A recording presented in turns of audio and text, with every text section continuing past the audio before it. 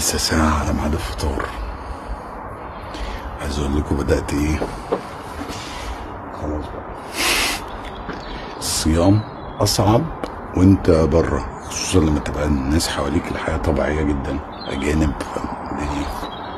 بس الحمد لله، ربنا يا رب يعني يثبتنا ويكرمنا.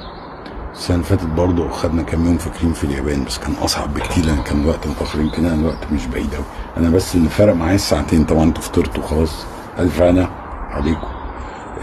بس هنا الوقت متأخر ساعتين، فأنا لسه رجعت لورا، فأنا زودت على صيامي النهاردة ساعتين.